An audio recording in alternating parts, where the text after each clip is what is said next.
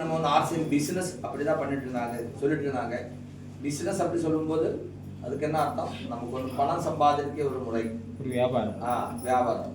ஏன்னா இது வந்து அது மட்டும் இல்லை, பணம் சம்பாதிக்கணும் அப்படின்னா அது ஒரு பை ப்ராடக்ட் அப்படி சொல்லலாம். அதுக்கு மேலே ஆர்சிஎம்க்கு முக்கியமான எய்ம்ஸ், லட்சியம் இருக்கு. ஸோ அதுதான் ஆர்சிஎம் அபியான் அப்படின்ட்டு.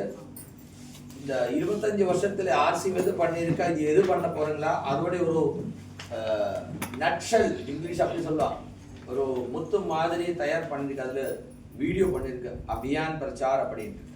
முதல்ல வந்து ஹிந்தியில தயார் பண்றதுக்கு அப்புறம் ரீஜியனல் லாங்குவேஜுக்கு முதல்ல ஹிந்தி தான் பண்ணாங்க. அதுக்கப்புறம் ரீஜியனல் லாங்குவேஜுக்கு கன்வெர்ட் பண்ணிட்டு மலையாளத்தில் வந்தாங்க. அதுக்கப்புறம் தமிழ் வந்துடுச்சு. இப்போ எல்லாருக்கும் என்ன பிரச்சனை, ஆர்சிஎம் வந்து ஹிந்தி நாட்டுக்கு வந்துருக்கு, நமக்கு ஹிந்தி தெரியாது அப்படின்னு.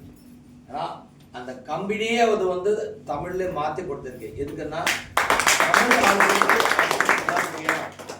அது கம்பெனியுடைய குறிக்கோள் இருக்கு. அதனாலதான் இப்போ அஸ்கர் சார் சொன்ன யூஎல்பினா என்ன அர்த்தம்? Unlocking limitless possibilities. அதுக்கு தமிழ்ல எப்படி சொல்ல முடியும்? Unlocking limitless possibilities. என்ன வாய்ப்பு? லிமிட்லெஸ். அன்லாக்கிங் திறந்து விடுறேன். அதாவது பெரிய ஒரு டாம், அணைக்கட்டு, அப்படிதான் தமிழ்ல சொல்லுவாங்க, டாம்,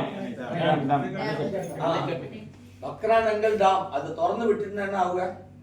அந்த மாதிரி ஆர்சிஎமோட வாய்ப்பை திறந்து விடுறேன்.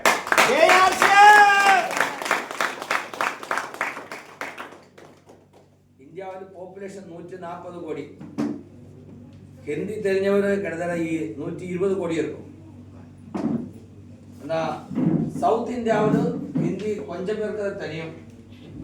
அதில் கொஞ்சம் பேர் டிஃபென்ஸில் எல்லாம் வேலை பண்ணிட்டு இருந்தனால அவருக்கு வந்து ஹிந்தி தெரியறதுக்கு வாய்ப்பு கிடைச்சாச்சு.